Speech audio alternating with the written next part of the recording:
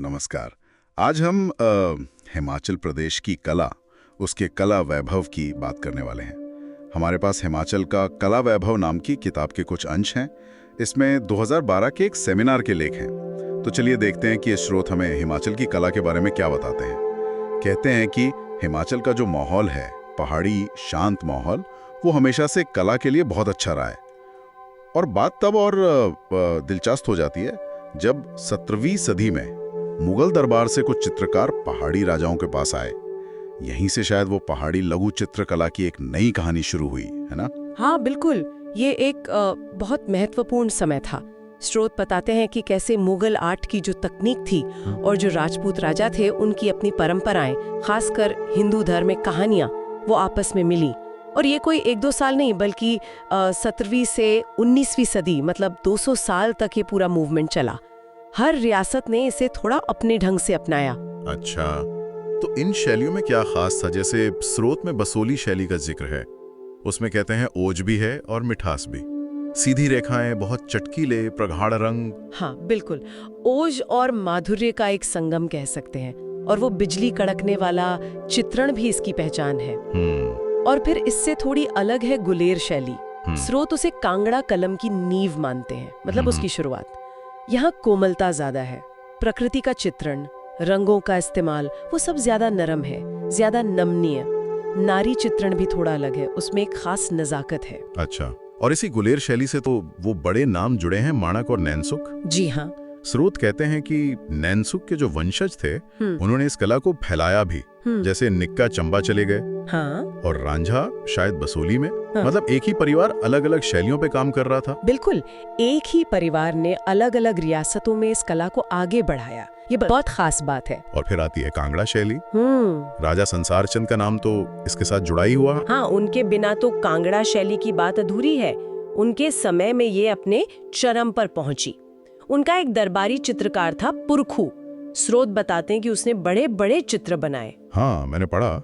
और उनमें इमारतों पर, मतलब आर्किटेक्चर पर काफी जोर था। अच्छा, क्यों? शायद वो राजा संसार चंद की अपनी शानो शौकत या उनकी महत्वाकांक्षा को दिखाता हो। कला एक तरह से शक्ति प्रदर्शन भी बन जाती है कभी कभी। ये तो है। अच्छा, रंगों की भी बात है इसमें। एक अलबेले रंगों का चित्रकोश। हाँ, बड़े प्यारे नाम है, बादामी, काजलकारी, आसमानी, मूंगन, तरबूजी। सच में मुझे भी पढ़कर बहुत अच्छा लगा। मूंगन, तरबूजी, फख्ताई जैसे रंगों के नामों में ही एक कविता है। शायद ये नाम उनकी रंगत से या जिस चीज से वो मिलते जुलते थे उससे रखे गए होंगे। हो सकता है। और ये सारा ज्ञान, ये शब्दावली, ये गुरु शिष्य परंपरा से ही आगे बढ़ी होगी। सही कहा। ये तो हुई कैनवस की बात, पर हिमाचल की कला धागों में भी तो है ना? चंबा रुमाल। हाँ बिल्कुल। स्रोत कहते हैं कि ये सिर्फ रुमाल नहीं बल्कि कपड़े पर बनी पेंटिंग जैसा है, कढ़ाई कला। हाँ, इसका इतिहास भी बड़ा दिलचस्प है। कहते हैं कि शुरू में तो शायद घर की औरतें इसे सजावट या दहेज के लिए बनाती थीं। और हो सकता है पहाड़ी चित्रकला का असर इस पर भी आया हो। बीच में ये कला थोड़ी दब सी गई थी, पर फिर महेशी देवी जैसी कलाकारों ने इसे दोबारा जिंदा किया। उन्हें 1965 में नेशनल अवार्ड भी मिला था। अच्छा। और डिजाइन बनाने में सोनू तरखान जैसे चितेरों, मतलब चित्रकारों का भी हाथ बताया गया है। ये तो कमाल है। और सिर्फ पारंपरिक कला ही नहीं, हिमाचल ने तो मॉडर्न आर्टिस्ट्स को भी खींचा अपनी तरफ। अमृता शेरगिल का जिक्र है, वो शिमला में रही, समर हिल के पास उनका स्टूडियो था। जी हाँ। पहाड़ी पुरुष, 3 पहाड़ी युवतियां, जैसे उनके मशहूर चित्र यहीं बने। उनका फोकस भारतीय जीवन पर था, खासकर गरीबों पर। बिल्कुल। और निकोलाई रोरिक तो रूस से आकर कुल्लू के नगर में बस ही गए थे। हाँ, रोरिक। उनकी हिमालयन पेंटिंग्स तो खैर दुनिया भर में जानी जाती हैं। उन्होंने सिर्फ पेंटिंग ही नहीं की, उरुस्वाती नाम का एक रिसर्च इंस्टीट्यूट भी खोला। हाँ। और शांति के लिए रोरिक पैक्ट जैसा महत्वपूर्ण काम भी किया। और सरदार सुभा सिंह, विभाजन के बाद वो कांगड़ा घाटी के अंद्रेटा गांव में बस गए थे। हाँ, शोभा सिंह जी। सिख गुरुओं के चित्र, पंजाब की प्रेम कहानियां, सोनी महिवाल, हीर रांझा, कितने मशहूर हुए उनके चित्र। आज भी बहुत लोकप्रिय है। हाँ, कांगड़ा दुल्हन, गद्दन, ये नाम तो याद है मुझे।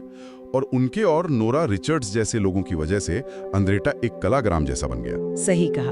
और इनके अलावा भी स्रोत में जे स्वामीनाथन और राम कुमार का भी जिक्र है। दोनों शिमला में जन्मे थे। अच्छा। स्वामीनाथन की कला में तो पहाड़, पेड़, चिड़िया, ये सब अक्सर दिखते हैं। और निर्मल वर्मा जैसे लेखक भी यहाँ की कला और संस्कृति से बहुत प्रभावित थे। तो कुल मिलाकर इन स्रोतों को देखें तो लगता है कि हिमाचल सिर्फ खूबसूरत पहाड़ नहीं है, ये तो कला का एक जीता जागता केंद्र है। पारंपरिक लघु चित्र भी हैं, चंबा रुमाल जैसी कढ़ाई भी है और आधुनिक कलाकारों के लिए प्रेरणा भी। स्रोत मंदिर आर्किटेक्चर की तरफ भी इशारा करते हैं, लक्षणा देवी, बैजनाथ, मसरूर के वो रॉक कट टेम्पल्स और लोक कलाएं जैसे देवताओं के रथ। बिल्कुल, और इन स्रोतों में गहराई तो और भी बहुत है, जैसे पंडित सेऊ और उनके बेटों माणक, नैनसुख जैसे चित्रकार परिवारों की पूरी कहानी, चित्रकला की और बारीकियां, जैसे औरतों को कैसे चित्रित किया गया, दरबारी जीवन कैसे दिखाया गया, मंदिर बनाने की अलग अलग शैलियां जैसे शिखर या पेगोड़ा, धातु और पत्थर की मूर्तियां जैसे वो 7वीं शताब्दी की लक्षणा देवी की कांस्य मूर्ति।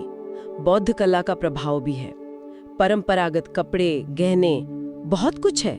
साफ दिखता है कि यहाँ दरबारी कला और लोक कला दोनों साथ साथ चलीं और शायद एक दूसरे पर असर भी डाला। हाँ, ये तो साफ है कि हिमाचल के नज़ारे, लोग, संस्कृति, इन सब ने कलाकारों को कितना प्रेरित किया। तो सोचते हुए एक सवाल आता है मन में कि आज के और आने वाले कलाकार वो हिमाचल के इस खास एहसास को, इसके सार को किन नए तरीकों से पकड़ेंगे या शायद बिल्कुल नए ढंग से रचेंगे। ये सोचने वाली बात है। बिल्कुल। तो ये थी हमारी आज की बातचीत हिमाचल के कला वैभव पर।